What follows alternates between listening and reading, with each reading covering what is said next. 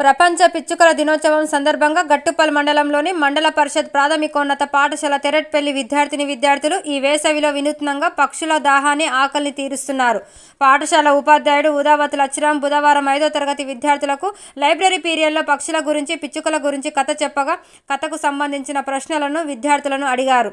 విద్యార్థులకు వేసవి కాలంలో పక్షుల దాహాన్ని ఎలా తీరుస్తారని ప్రశ్నించగా పాఠశాలల్లో చెట్ల సంఖ్య ఎక్కువగా ఉంది కాబట్టి ఆ చెట్లపైన కొబ్బరి చిప్పలు ప్లాస్టిక్ బాటిల్స్లను కట్ చేసి అందులో నీళ్లు నింపి వాటిని చెట్టుపైన కట్టేస్తే పక్షుల దాహార్తిని అందులో గింజలు వేసి ఆకలిని తీర్చవచ్చని విద్యార్థులు సమాధానం ఇచ్చారు.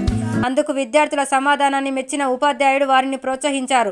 విద్యార్థులు వారి తరగతి గది ఎదురుగా ఉన్న చెట్లకు కొబ్బరి చిప్పలు ప్లాస్టిక్ బాటిల్స్లలో నీళ్లు నింపి గింజలు వేసి పక్షుల దాహాన్ని ఆకలి తీరుస్తున్నారు. ఈ సందర్భంగా ఉపాధ్యాయుడు ఉదావత్ లచ్చిరామ్ మాట్లాడుతూ ఈ వేసవిలో ఎండలకు బయటకు వెళ్లాలంటే మనుషులకు కూడా ప్రాణం ఒప్పుకోదు.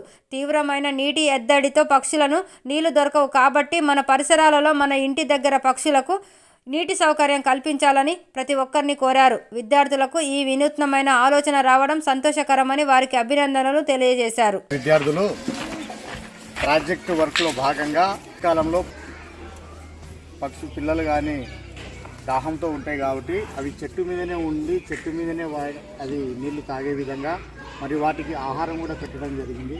ఈ బాయ్స్ అండ్ గర్ల్స్ కలిసి ఈ వినూత్నమైన ఆలోచన వాళ్ళకి నచ్చింది.